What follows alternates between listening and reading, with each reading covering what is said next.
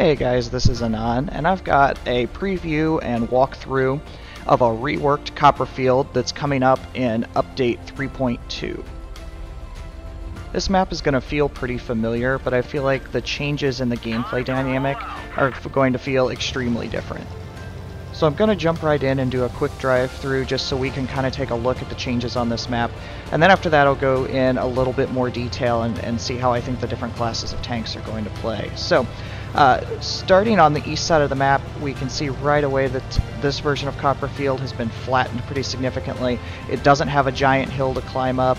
It's still certainly pretty elevated from the other side of the map, but as you can see, it's much more wide open. There's a lot more lanes of fire, both from the other side of this kind of south end of the map, but also from the north end with the spawn. So we still have buildings here in kind of familiar places, and the way it rolls still feels fairly familiar. As we get into the other side spawn, these are fairly familiar buildings here, all in pretty similar placements. Everything is just pretty kind of squashed down as far as how high everything rolls. And just kind of rolling back through, again, same thing. This is kind of a familiar mill-looking building here on the left. Everything is still a little bit elevated to the right, with the windmill in there as well. And we can kind of start to look down on the town, which again looks all pretty familiar. We still have firing lanes going to the north side of the map at that water tower area. All that's still there. It's just a flatter feeling in general. So as we come back down and start to kind of rotate, we have some large hardcover rocks that are a little bit different than before, but still provide similar cover. We can also kind of see as we go into town, this is much flatter as well. There's still a pretty steep hill separating it, but we have extra driving lanes that let you go up the map a little bit quicker, or up that side of a little bit quicker. We still have these large open buildings on either end of the town kind of area, and the cap still feels extremely familiar. The crates are still here. Even the boxes that are destructible in the cap area are all very, very similar. The steep hill is still very familiar. It's just, it looks like they have softened it a bit, so you're not going to take quite as much diving damage if you are coming down to cap. And here you can see another one of those driving lanes that I was talking about as you come up. This is kind of a shorter way to come back up towards the south side of the map that wasn't here before, and also gives you a little bit of cover as far as tanks with gun depression and turrets. Continuing the zigzag around the map, we still have these kind of long buildings on this side that provide some hard cover from across the map. This still dives down pretty deep, so you've got some kind of a little valley that happens here. This is a very good area for, again, those tanks with good gun depression. In general, this map I think is going to favor pretty heavily the gun depression tanks. There's not quite very many super flat areas. There are still a few, but it also doesn't have a lot of the firm cover to more side scrape off of, or things like that. The stuff with the gun depression is definitely going to shine a little bit more. So we have these fuel tanks, just like before, still the big buildings, piles of rocks. Now we have this extra driving lane at the base. So again, just a little bit more open feeling, not a lot of cover in here, a few bushes, but not a ton. In general with this map, I think everybody is going to stay spotted quite a bit. There's not a ton of hiding areas, except when you get behind a building or something along the lines of hard cover where they can't necessarily see.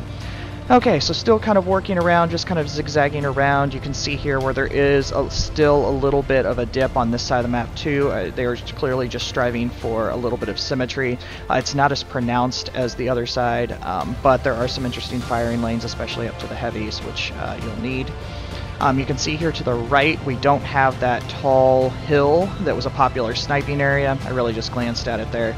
But so that sniping roost is gone. Tanks aren't going to be able to hide up there anymore.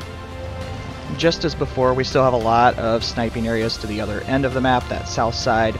And this is why I think the meta on this map is going to revert back to when we saw tier 10s, that your team is really going to need to play together and split up. If you go together, you're probably going to get sniped and flanked really, really quickly. That's just the way this map lays out, and I think it is going to go back to that kind of team style play, because this map is going to see all tiers again, so get ready for that. Normal bush is just lower cover than it was before. This hill actually juts out farther too, so you're in closer proximity to the tanks on the other side, and that's something I'm going to talk about a little bit more later. There is still kind of this central hill, just like it was before. It's just easier to go up and down, and it's much smoother. Kind of an expected sniping area if you're not running in other mediums or you've already killed them. So that's why the flank, I think, is going to be pretty important in this map. And then otherwise, as we roll back through kind of the end, again, this feels pretty similar, just much flatter.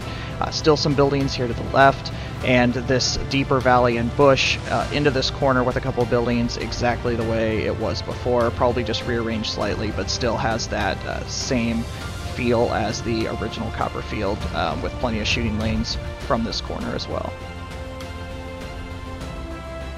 Okay, so I'm going to go into detail on each spawn point, and that's partially because I think each spawn side is actually going to play extremely different from one another. Both have different disadvantages. I actually feel like this is a little bit unbalanced. I feel like this west side that I'm starting on and showing you kind of some good spots with heavies is going to have a clear advantage right now. Hopefully the meta will be able to overcome that a little bit, but it's just what I'm feeling from the beginning. So obviously here we side scrape when we got this container to the left. Before you saw where a nice with a heavy with some gun depression is going to be able to work the sides just like it kind of was in the original. And as you push through here, there's plenty of cover to stay on the left side from you to keep you from snipers as long as you're careful about it. Mediums, as you roll from the west, again, there is that divot, so if you've got gun depression, you're going to be able to hide pretty well. There's also lots of really, really long firing lanes. You can see you can shoot from one side to the other if tanks have been spotted. We also have these bushes on either side, so you can work up in and try and get some spots earlier on mediums if they're cresting the hill really quickly. The hill in general is much softer on this side of the map than it was before, so I think you're going to spot tanks much quicker because they don't have the cover of the rolling hills that the original Copperfield did. But still, once you're up here, it feels very similar again with mediums where you have these sniping spots. If you can keep yourself from getting spotted, you're going to have long ranges to kind of fire on. Tank destroyers in general are going to struggle a little bit on this map because it is so small.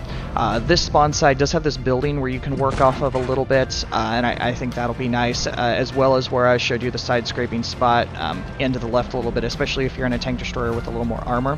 It also has this elevated area behind the spawn where you're very exposed, but you do have some pretty long firing ranges.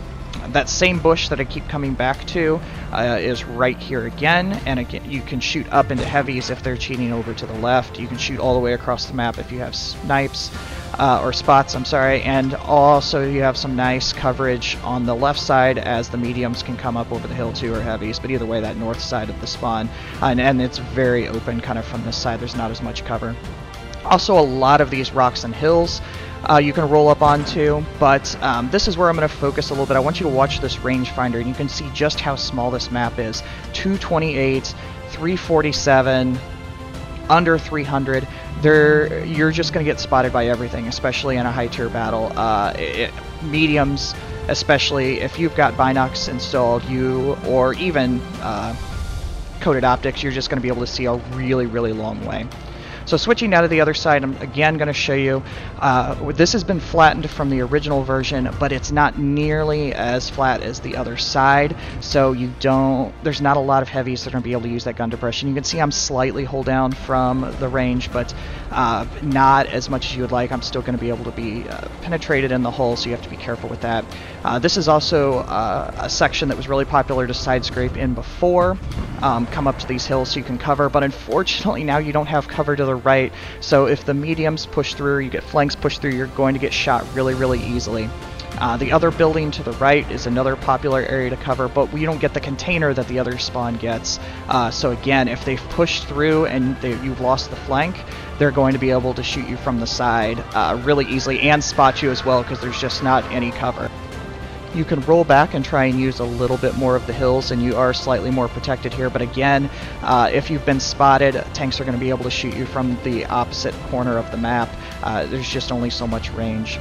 So the mediums have the same bush advantage as the other side does as you come up, but again, this is pretty flat. You can roll up and you can keep these hills to your left side. out of being shot from heavies or TDs that happen to be on that south side, and you can use these corners to peek-a-boom around. This side is definitely where the Russian mediums will be able to do some work because it's a flatter area, whereas a lot of the other parts of the map will be good for the tank or for the gun depression tanks.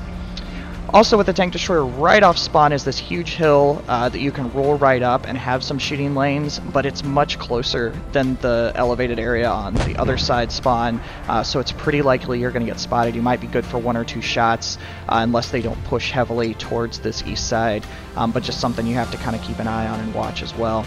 Again, it has the same bush as the west side, so you've got really long firing lanes. It's not quite as good firing lanes into the north side, into that medium range, but still really long ranges if you've got spots. And it actually shoots up into the heavies, or that south side, really well, which I think is some nice balance, kind of back and forth with that. Hopefully that gives you an idea of what to expect with this new Copperfield coming up really soon in 3.2. As always, if you like this video, please subscribe on YouTube, follow on Twitch. We're going to be covering lots of this information as it continues to come out.